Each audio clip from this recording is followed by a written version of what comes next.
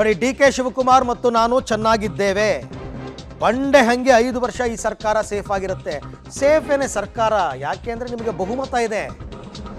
ಮೈಸೂರಿನಲ್ಲಿ ಸಿದ್ದರಾಮಯ್ಯನವರು top game ಅನ್ನು ಆಡಿದ್ರು. ಡಿ ಕೆ ಶಿವಕುಮಾರ್ ಹಾಗಾದರೆ ನೆಕ್ಸ್ಟ್ ಮುಖ್ಯಮಂತ್ರಿನಾ? ಸಿದ್ದರಾಮಯ್ಯ 2.5 ವರ್ಷ ಸಾಕು ಅಂತ ಡಿ ಕೆ ಶಿ ಆಪ್ತ ಶಾಸಕ ಇಕ್ಬಾಲ್ ಹುಸೇನ್ ಈಗ ರಿವರ್ಸ್ ಗೇರ್ ಹಾಕ್ತಾ ಇದ್ದಾರಂತೆ. ನಾನೇ 5 ವರ್ಷ CM ಅನುಮಾನ ಯಾಕೆ ಅಂತ CM ನಂದಿ ಬೆಟ್ಟದಲ್ಲಿ ಟ್ರಿಕ್ಕಿ ಪಾಲಿಟಿಕ್ಸನ್ನು ಕೂಡ ಮಾಡಿದ್ರು. ಇವೆಲ್ಲ ಇತ್ತೀಚೆಗೆ ನಡೆದಂತಹ ಡೆವಲಪ್ಮೆಂಟ್ಸ್.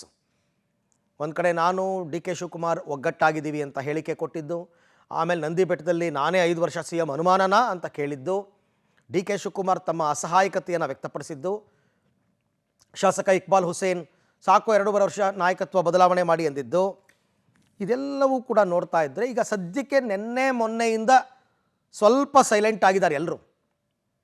ನಿನ್ನೆ ಡಿ ಕೆ ಶಿವಕುಮಾರ್ ಚಾಮುಂಡಿ ಬೆಟ್ಟಕ್ಕೆ ಬಂದಾಗಲೂ ನಾನು ರಾಜಕೀಯ ಮಾಡೋಕ್ಕೆ ಬಂದಿಲ್ಲ, ಇಲ್ಲಿಗೆ ಮಾತಾಡೋಕ್ಕೆ ಬಂದಿಲ್ಲ ಅಂತ ಹೇಳಿದ್ದಾರೆ. ಹೀಗೆ ಸೈಲೆಂಟ್ ಆಗುತ್ತಾ ಹಾಗಾದರೆ?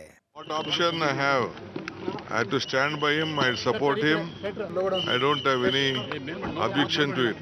Whatever the party high command tells and whatever he desires, it will be fulfilled. I don't want to discuss anything. All lakhs of workers have supported this party. It is not only DK Shivakumar.